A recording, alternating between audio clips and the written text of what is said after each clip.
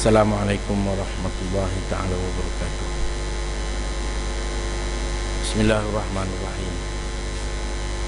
Alhamdulillahi rabbil alamin. Wabihi nasta'in ala umuri dunia wa din. Sallallahu wa sallam ala sayyidina Muhammadin khatamin nabiyyin wa alihi wa sahbihi ajma'in. Subhanaka la ilma lana illa ma 'allamtana innaka antal alimul hakim. Subhanaka la fahma lana illa ma fahamtana innaka antal jawadul karim. Baik. Alhamdulillah, semua alhamdulillah. Tuan-tuan, perempuan yang dimuliakan, kita mengucap syukur kerana dapat bersama pada malam ini dalam satu majlis muzakarah, dan kita baru saja selesai solat maghrib. Sementara menunggu untuk ketibaan waktu isyak, maka dapat kita manfaatkan masa dengan muzakarah. Saya sambung muzakarah yang lepas. Hampir 2 bulan saya tak dapat hadir. Bulan yang pertama saya pergi ke Bangladesh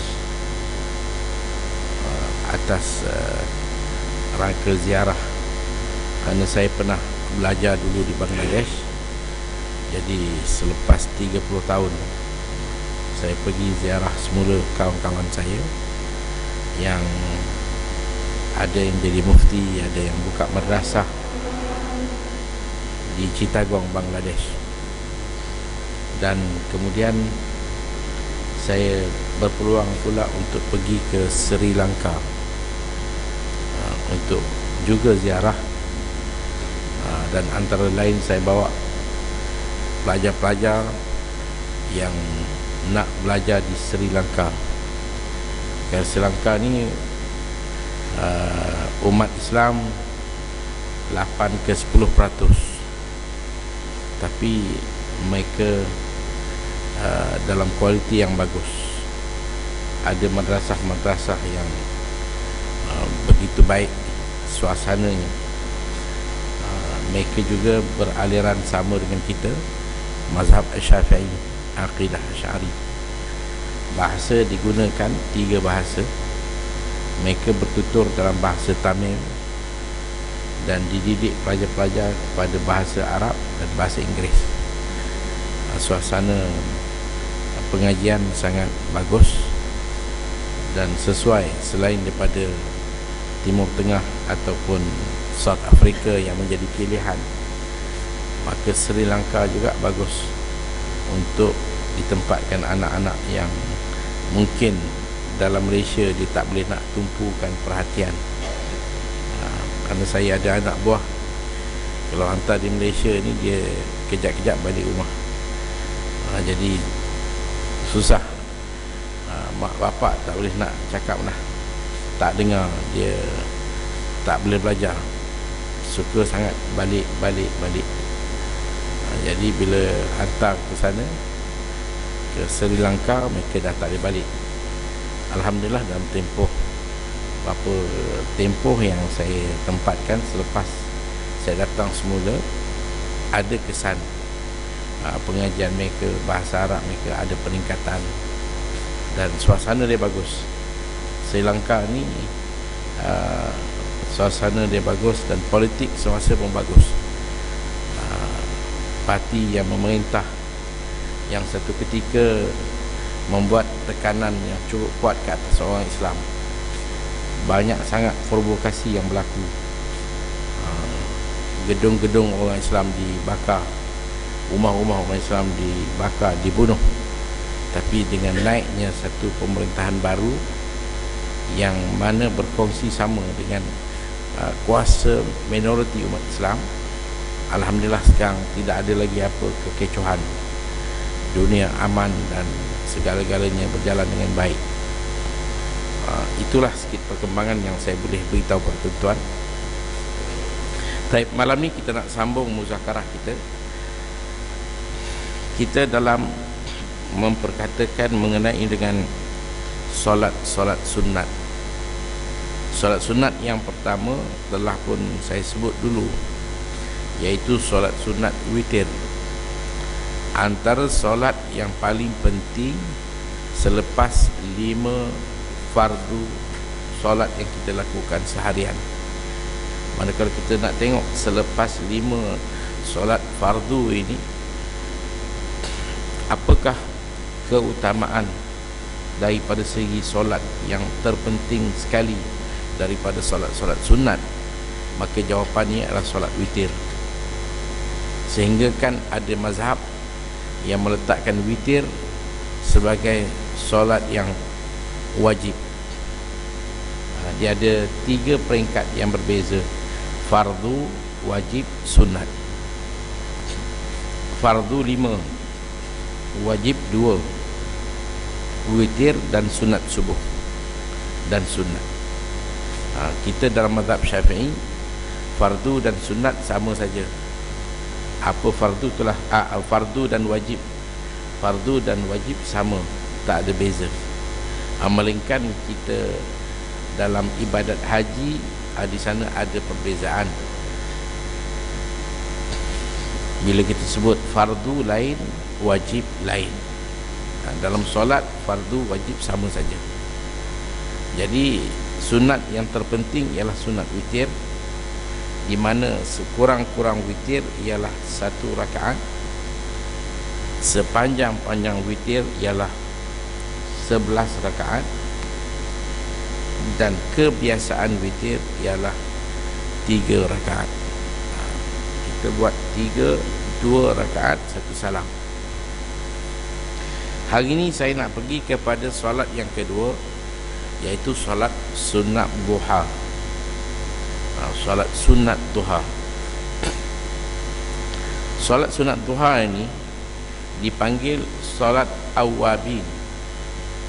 Solat sunat duha dipanggil sunat awabin. Apa maksud awabin? Awabin ialah solat orang yang insaf, orang yang bertaubat kepada Allah Subhanahu wa taala. Awwab, orang yang mengeluh.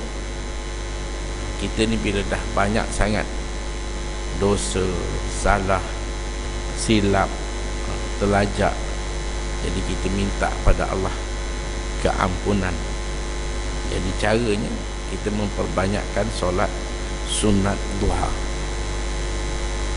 Solat sunat duha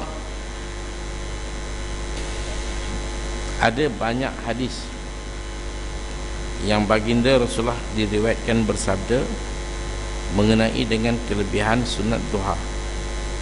Satunya Nabi sebut,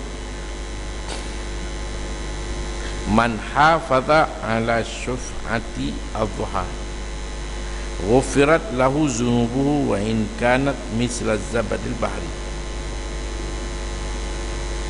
Baginda Rasulullah bersabda, barang siapa yang menjaga atas genap duha. Kerana duha ni sekurang-kurang 2 rakaat, sepanjang-panjang 12 rakaat, tapi seafdal 8 rakaat. Dia dibuat secara genap, 2, 2, 2, 2, 8, ataupun 4, ataupun 2. Afdal 8 kerana mudawamah, iaitu satu sikap yang baginda tunjuk, di mana baginda selalu istiqamah solat duha. Jadi baginda kata, siapa yang menjaga solat duha ini secara istiqamah, Allah akan mengampunkan dosanya walaupun sebanyak buih di laut. Di laut ni banyak buih, maka kalaulah ditakdirkan sebanyak itulah dosa seorang, Allah akan ampunkan dosanya. Lepas tu disebut di sini, man hafaza ala syuf'atid dhuha ghufirat lahu zunubuhu wa in kanat misla zabadil bahri. Bang siapa yang menjaga genap dhuha 2 rakaat atau 4, dia bukan buat sekali, dia buat berterusan, tiap-tiap hari buat, tiap-tiap hari buat waktu duha, tiap-tiap hari. Saya tengok antara yang dapat saya ambil kesimpulan bila saya berada di Sri Lanka. Di Sri Lanka ni tuan-tuan, sembahyang berjemaah ni penuh. Dia punya sambutan dia, orang sembahyang tu ramai. Subuh nak macam Jumaat, kalau masjid mungkin ada 1-2 saf lagi kat belakang yang tak penuh, lain semua penuh. Maknanya subuh pun ramai. Itu jadi semasa orang Islam tertekan dengan tindakan kerajaan yang ketika itu, ulama-ulama memang ada orang Islam tunggu isyarat. Kalau ada ulama kata kita apa lagi tunggu, kita perang je lah, biarkan mereka bunuh orang Islam, rogol gadis-gadis orang Islam, bakar pusat-pusat perniagaan dan sebagainya. Kita bangun, kita lawan. Kalah menang tak kira, mati hidup tak kira. Jadi orang Islam nak angkat senjata. Tapi ulama-ulama nampak tak ada makna kalau kita lawan.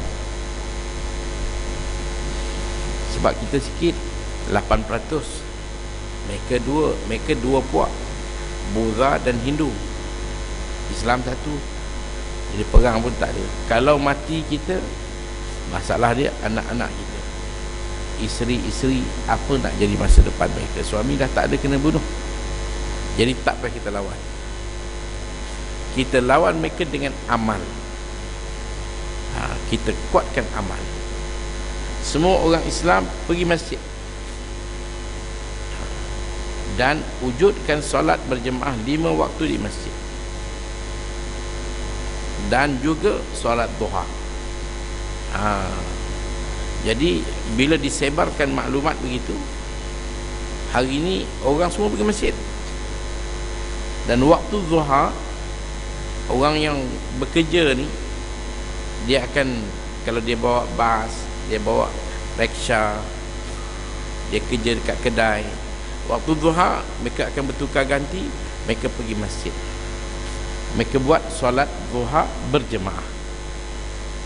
Datang 10-15 orang buat, habis balik. Datang kumpulan lain buat, habis balik. Solat duha.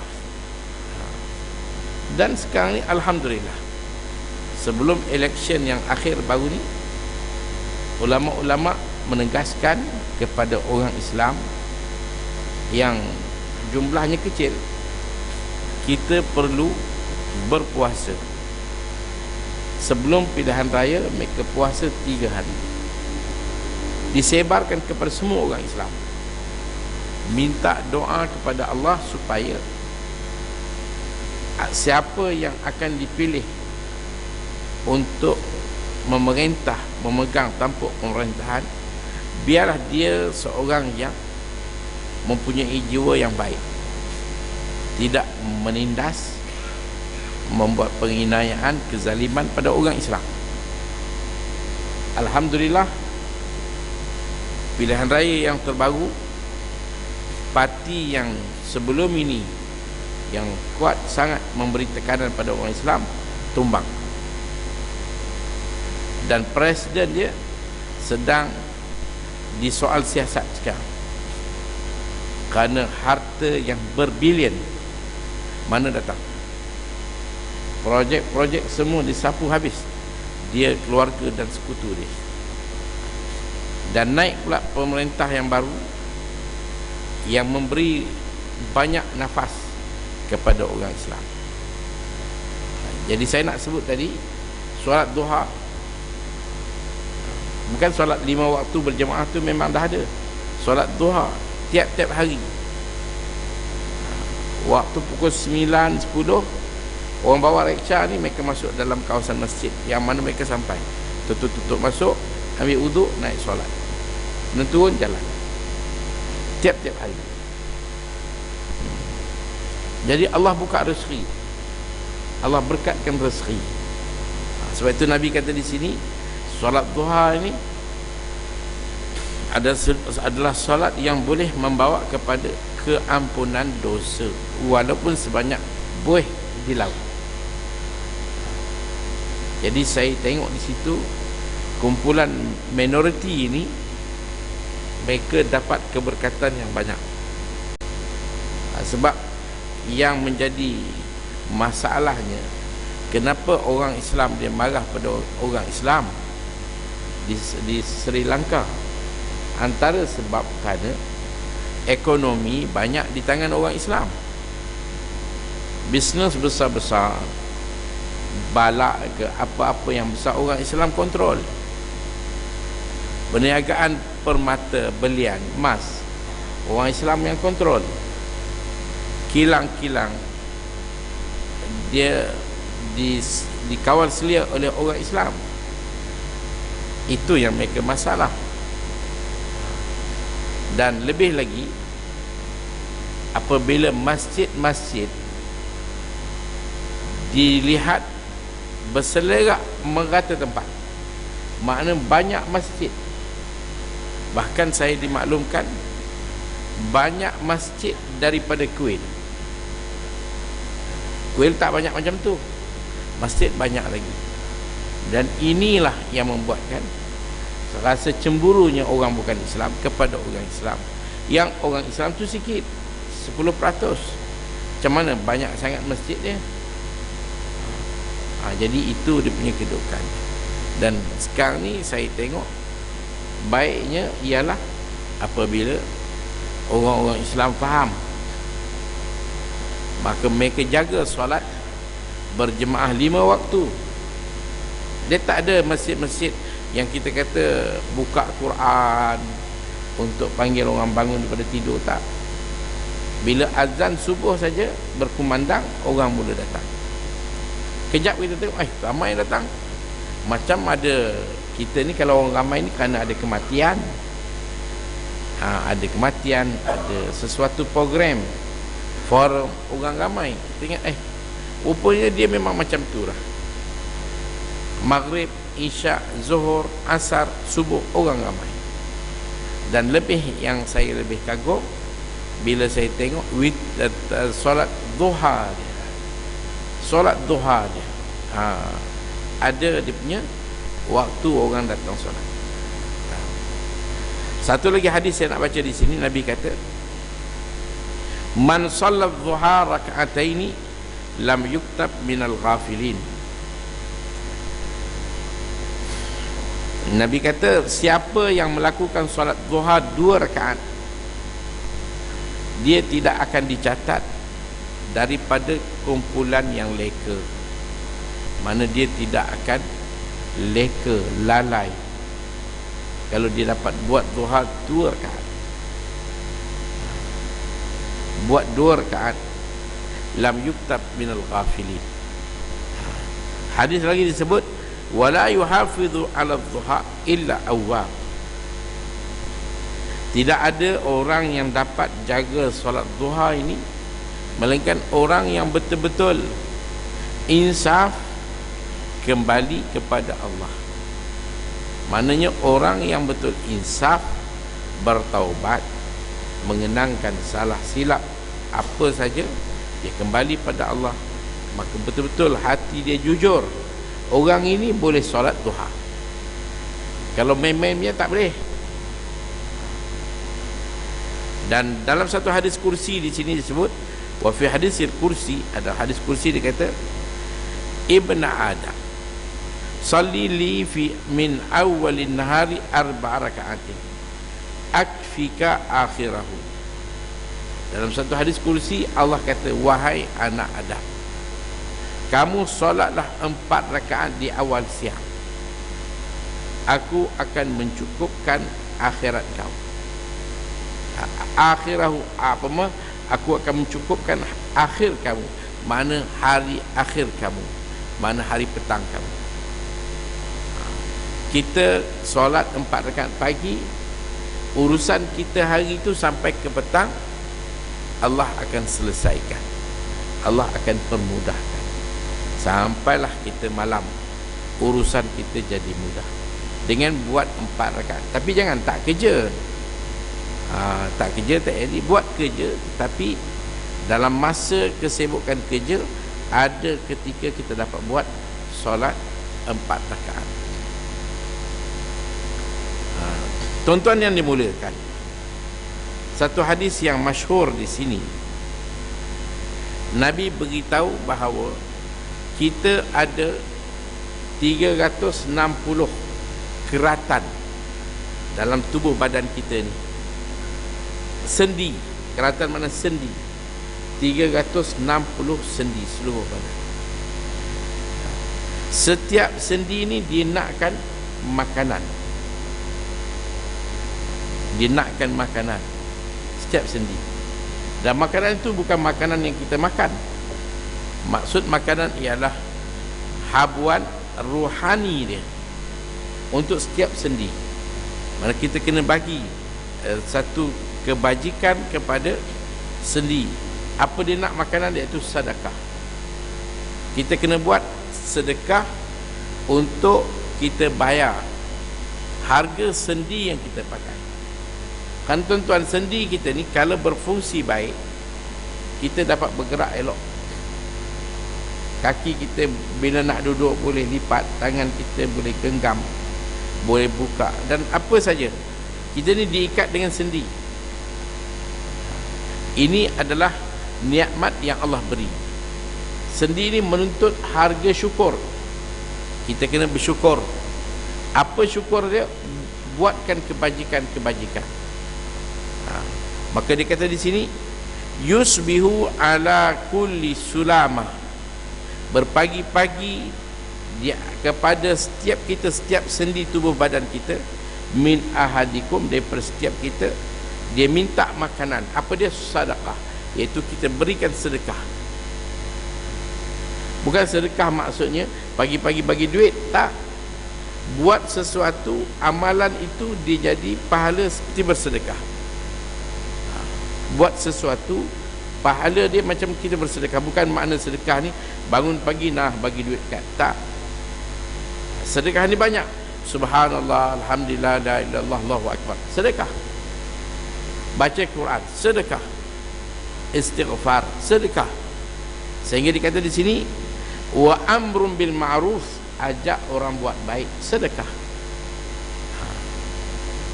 Wa nahyun anil munkar, sedekah. Mencari rezeki yang halal kepada anak-anak, sedekah. Memberikan rezeki makan kepada isteri, sedekah. Bahkan bersama isteri juga dianggap sedekah. Jadi 360 sedekah satu hari. Kita kena buat 360 untuk makanan kepada sendi kita. Maka Nabi kata 360 ini dapat kita selesaikan dengan satu kerja je. Mana satu benda kalau kita buat, dia ambil 360 semua sekali dalam itu. Apa dia? Wa yujzi'u zalika raka'atan, itu 2 rakaat duha. Kita buat 2 rakaat duha sama dengan kita memberi sedekah kebajikan yang kita buat 360 untuk setiap potongan sendi yang ada di badan kita. Solat sunat duha. Itu tuan-tuan buat solat sunat duha. Jadi bila waktu duha ini, kita ada 2 solat yang berbeza. Satu dipanggil isyraq, satu lagi dipanggil duha. Isyraq lain, duha lain.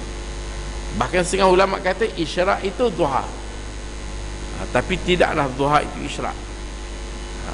Tapi kalau ikut dalam fiqh, isyraq adalah satu nama solat, duha adalah satu nama solat.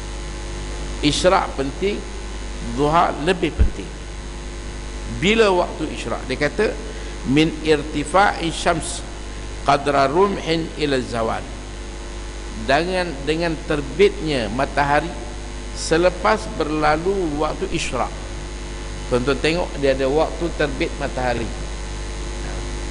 Waktu terbit matahari selalunya kita kata 7 suku, 7.20 tu waktu terbit matahari. Masuk dengan waktu tu tambah 15 minit atau 20 minit, itu dipanggil waktu isyraq. Selepas 15 ke 20 minit maka bermulalah waktu zuha sampai sebelum zawal. Panjang waktu zuha. Jadi ini solat duha. Tuan-tuan dengar tadi, kelebihan dia besar. Allah mencukupkan rezeki kita sepanjang hari. Kita buat kerja sikit, Allah bagi kita banyak dengan berkatan duha. Kita ni kerja, kalau di Malaysia kita kerja sampai 8 jam. 8 jam kita kerja. Kalau tuan-tuan tengok di negara-negara luar, dia orang kerja 6 jam je, hasil sama. Orang kerja 6 jam, hasil sama. Dia masuk kerja pukul 8, 9, 10, 11, 12, 1, 2 balik lah. 6 jam je kerja.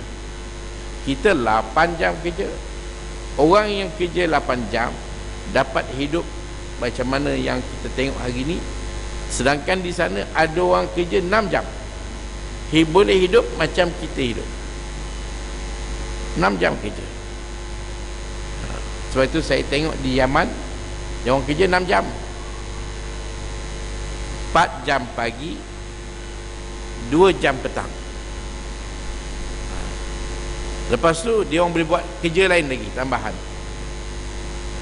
Ada kerja pejabat, dia pukul 2 habis lah, kedua balik, habis. Gaji sama je. Jadi keberkatan masa. Ini yang kerja 8 jam.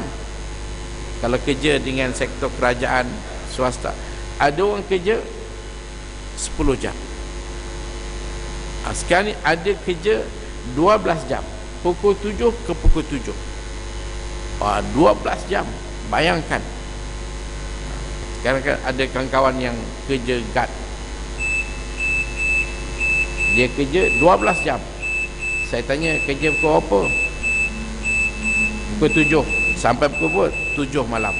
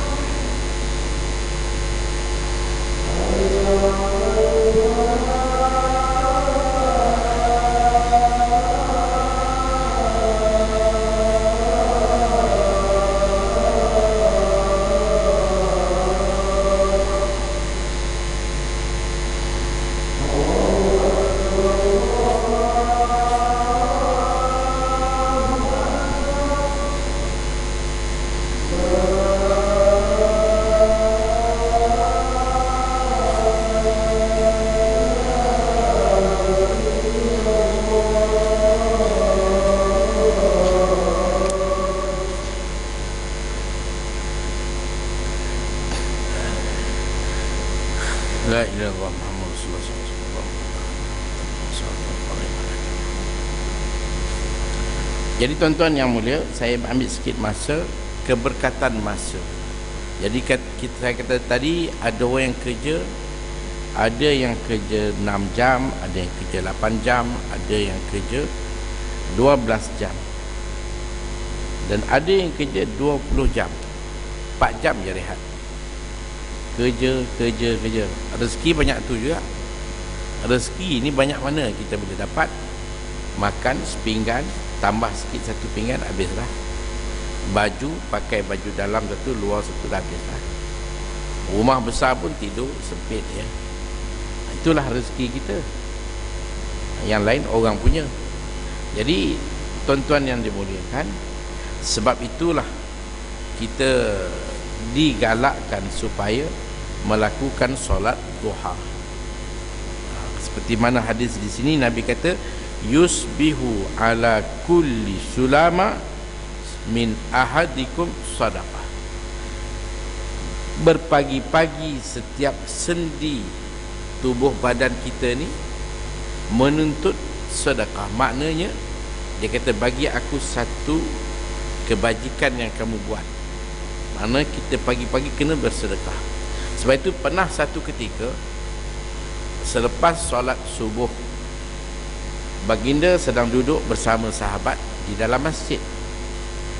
Baginda bertanya kepada sahabat, ada tak daripada kalian yang hari ini dia berpuasa? Ada satu hari lah baginda tanya. Maka bila baginda tanya, selalunya soalan cepat, orang yang cepat jawab Sayyidina Umar. Umar kata, kami tak puasa sebab tak ada apa pun nak kita puasa dan tak terlintas nak puasa. Puasa ni ada hari-hari dia, tidak tak puasa lah. Macam kita lah, tak ada apa-apa sebab saja-saja nak puasa. Walaupun 3 hari sebulan kita tak puasa.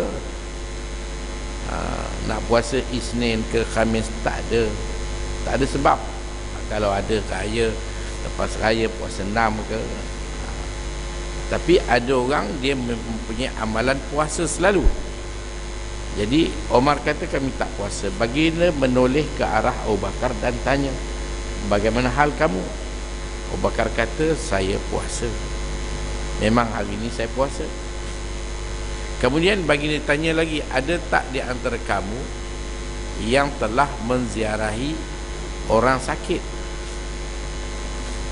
Maka jawab Omar, ya Rasulullah, ini kan waktu subuh, masih kami berada di tika sembahyang, di tempat solat, mana mungkin kami nak buat amalan ziarah orang sakit.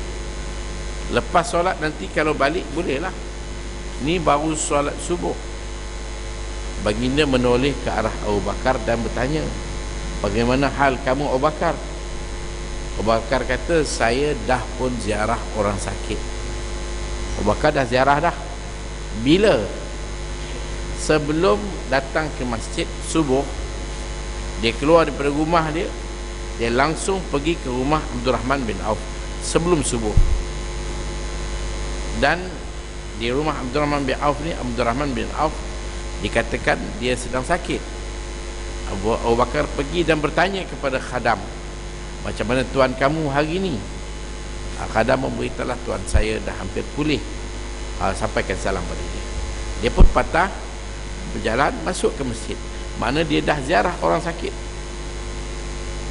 Kemudian baginda tanya lagi, ada tak siapa yang telah bersedekah? Omar kata, ya Rasulullah, kami masih dalam masjid. Macam mana kami nak bersedekah? Baginda tanya Abu Bakar, kamu macam mana Abu Bakar? Abu Bakar kata, saya telah pun bersedekah. Pagi tadi bila saya masuk ke masjid, dia bawa anak dia nama Abdurrahman, dan dia suruh anak dia bawa roti. Elok pergi masjid, nak masuk, ada seorang minta makanan. Maka dia kata pada anak, bagi dia roti, sedekah. Jadi Abu Bakar ni pagi-pagi lagi dah buat, belum sampai zuhur. Kalau sampai asar, tak tahulah apa amalan yang dia buat tiap-tiap hari. banyak kebajikan demi kebajikan. Jadi kita punya potongan badan kita ni daripada sendi-sendi yang ada 360.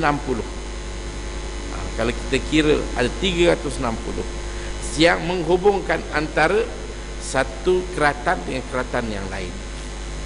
Dia ada 360. Dia panggil sulama. Dalam bahasa Arab dia panggil sulama. Maka dia minta makanan. Bukan makna kita bagi makan, buat kebajikan untuk kita punya anggota yang kita guna. Kerana tiap-tiap hari kita guna seluruh anggota ni. Bayangkan tuan-tuan kalau sendi kita jam, tangan kita tak boleh nak lipat, kaki kita tak boleh nak lipat, tangan kita tak boleh nak genggam, sakit. Jadi masalah, kepala kita tak boleh nak pusing. Macam tu satu arah. Jadi ni semua anggota yang nakkan bagi dia hak sebagai syukur kita pada Allah. Maka macam mana buat? Kita bersedekah, kita ajak orang buat ma'ruf, tegah orang daripada mungkar, dakwah itu berbagai-bagai. Tapi semua itu akan sempurna, komplit. Maknanya kalau kita buat satu benda ni, selesai. Mana hari itu punya makanan dah kita bagi secukupnya. Apa dia? 2 rakaat solat duha. Lepas tu Nabi kata di sini, wa yujzi'u an dzalika, memberikan sesuatu yang cukup daripada apa yang dikendaki oleh keratan tubuh badan kita ni, rakaatani, 2 rakaat, yarka'ahuma, yang mana seorang itu melakukan 2 rakaat minadh duha, daripada solat duha. Hadis riwayat Muslim. Jadi solat duha ni tuan-tuan, macam saya sebut tadi, selepas isyraq sehingga sebelum terbit, sebelum tergelincir matahari. Jumlah dia ialah aqalluha rakaatan, sekurang-kurangnya 2 rakaat, dan paling panjang 12 rakaat, dan paling afdal 8 rakaat, dan seelok-eloknya dibuat 2-2-2-2. Itu paling elok. Jadi tuan-tuan yang dimuliakan, itulah yang dapat saya perkatakan pada malam ini tentang kelebihan solat duha. Jadi kita nak baca apa? Solat duha ni kalau kita buat 4 rakaat, eloknya 4 lah. Kalau kita nak buat panjang, buat 8. Kita baca surah wasyamsi wa duhaha dengan surah wasyams dengan surah wadduha, wasyamsi wa duhaha, dan surah wadduha rakaat pertama, rakaat kedua. Dan kita baca surah Al-Ikhlas, dan juga surah Qul ya ayyuhal kafirun, dan surah Al-Ikhlas. Dan disebut dalam kitab saya ada doa yang dikumpul oleh seorang ulama yang menjadi satu doa yang dibaca, iaitu di doa dia berbunyi, alhamdulillahirabbil alamin, Allahumma salli ala sayyidina Muhammadin wa ala alihi wa sahbihi wa sallam wa sallim, ya Allah, ya wahid, ya ahad, ya wajid, ya jawad, infah lana minka binafhatin khair salasan, summa yaqulu wa huwa rafi'un yadayhi ya basitu ashran, summa yadhummuha yaqul ubsut alaina al-khaira war rizqa وفق لإصابة الصواب والحق وزينا بالإخلاص والصدق وأعذنا من شر الخلق واختم لنا بالحسنى من لطف وغاية. Dan ini antara doa-doa yang dijumpa daripada amalan baginda sallallahu alaihi wasallam. Jadi tuan-tuan yang mulia, itulah apa yang dapat saya sebut pada malam ini, kepentingan solat sunat duha selepas kepentingan sunat witir. Kalau kita witir sebelum itu, dan duha adalah solat yang penting. Jadi mudah-mudahan Allah memberikan kita taufik untuk kita melakukan solat-solat sunat ini.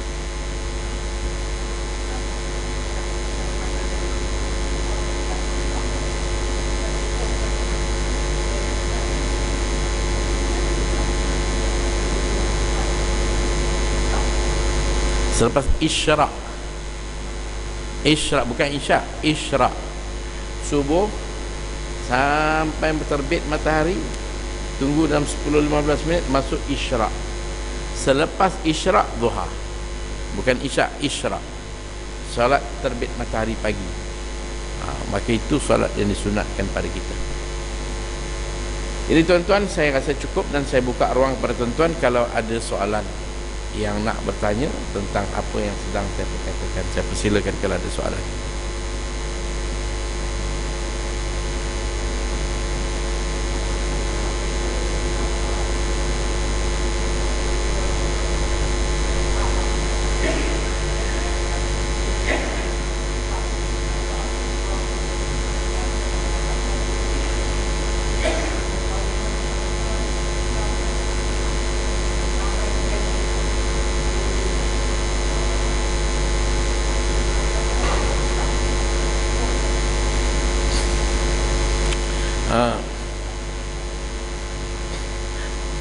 Memang dia ada, saya tak pergi menyeluruh, cuma kawan saya bawa saya ke tempat-tempat tertentu. Dia kata ada kawasan yang majoriti orang Islam, tapi ada kawasan-kawasan yang minoriti dia, mana kawasan tu penduduk dia lebih Buddha, lebih Hindu. Macam saya pergi satu tempat yang saya pergi lebih kurang dalam 4 jam perjalanan. Situ penduduk orang Islam, orang banyak, tepi laut banyak, dia mengusahakan garam. Itu saya pergi, saya tak ingat apa nama, Putu apa nama tempat lah. Dan saya tengok peta, rupanya saya bergerak ke utara. Katanya dia daripada ujung laut itu menghala ke China, ke India dalam 40 minit. Dia punya, kalau boat laju 40 minit sampai India. Tapi ada kawasan-kawasan lah. Kandy memang satu kawasan sejuk dan kawasan yang paling baik dan penghasilan teh yang banyak. Di sana ada satu kelompok lagi, majoriti dia tak ramai tapi ada, iaitu Melayu Sri Lanka, Melayu. Saya pergi masjid Melayu. Kalau tengok masjid Melayu, memang tulisan dia tulisan Melayu kita yang lama. Dia cakap Melayu dengan kita ni bezalah, tapi taklah susah sangat untuk kita faham. Kalau dengar betul-betul boleh tangkap dia punya Melayu dia. Dia orang ni datuk nenek kita dulu yang dibawa oleh zaman British dulu bawa orang Melayu ni. Dia letak dekat Madagaskar, letak di South Africa dan juga di Sri Lanka. Jadi kalau tengok rupa sebiji sama dengan rupa kita. Dia ada ketupat, dia ada lemang. Saya pun diminta, sebenarnya dia orang nak kumpul, tapi waktu saya singkat. Dia nak kumpul masyarakat Melayu untuk adakan satu program dengan saya di sana. Tapi saya kata saya dah terlewat sebab masa saya dah tak cukup. Jadi saya janji dia orang untuk masa lain saya nak ziarah. Kerana masyarakat Melayu ni duduk kawasan-kawasan, bila dia ada satu program, ketua kampung lah dia, penghulu, dia akan kumpulkan orang Melayu.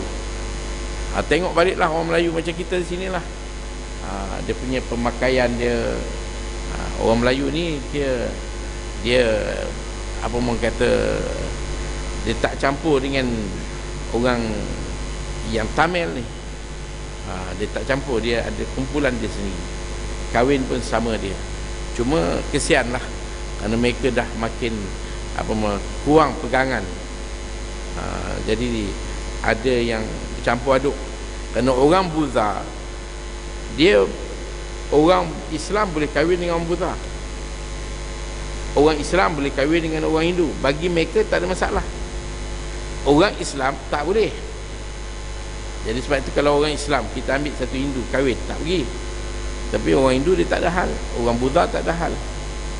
Jadi tapi orang Islam dia jaga dia punya hubungan dia supaya tak terlepas daripada anak keluarga pergi berkahwin dengan bangsa lain, kerana di sana keadaan Islam dah lemah. Tapi alhamdulillah pusat pengajian bagus. Kalau ada anak-anak nak pergi belajar, tapi kena umur lebih lah, 17 ke atas, boleh. Kos dia tak tinggi. Saya anak-anak Buah yang saya bawa ni yuran dia $50 je sebulan, RM170 sebulan. Belajar bagus bahasa Arab, fiqh, dan satu yang memuaskan. Jadi tuan-tuan, wallahu alam bisawab, masa pun cukup, saya berhenti di sini. Seperti biasa, saya minta kawan saya akan letak sujadah dekat belakang sana. Jadi tuan-tuan, saya alu-alukan untuk buat sedikit sumbangan ikhlas, membantu usaha saya yang sedikit dalam menggerakkan madrasah.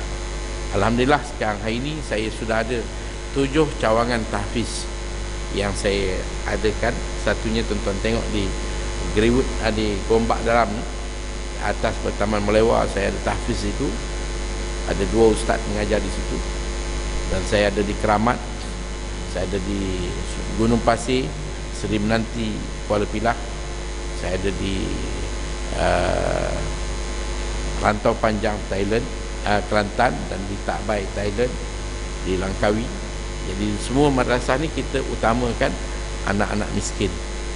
Ada tuan-tuan bolehlah membantu, membiaya apa yang patut, mungkin sebagai sumbangan bulanan RM10, RM20 kepada tuan-tuan, untuk sama-sama dengan saya dalam membantu anak-anak untuk dapat belajar agama dengan baik. Jadi tuan-tuan, sampai di sini saja apa yang dapat kita perkatakan pada malam ini. Mudah-mudahan apa yang kita dengar dapat kita amal dan sampaikan. Wallahu a'lam bishawab. Bismillahirrahmanirrahim. Alhamdulillahirabbil alamin, wassalatu wassalamu ala asyrafil mursalin sayyidina Muhammadin khatamin nabiyyin wa alihi wa sahbihi ajma'in. Allahumma ighfir dzunubana wastur 'uyubana waqdi hawaijana washrah sudurana nawwir qulubana yassir umurana wadhih subulana wasilna ila hadafina wa ghayatina wa amma hadafuna wa ghayatuna an nas'alaka ya rabbal alamin an tudkhilana al-jannah wa an taj'al masirana al-jannah wa an taj'ala ma'wana al-jannah wa na'udzu bika minan nar wa na'udzu bika min sakhatika ya rabbal alamin. Allahumma rabbana atina fid dunya hasanah wa fil akhirati hasanatan wa qina adzaban nar. Wa sallallahu ta'ala sayyidina Muhammad wa ala alihi wa sahbihi ajma'in. Subhana rabbika rabbil izzati amma yasifun wa salamun alal mursalin walhamdulillahi rabbil alamin. Bisirril Fatihah.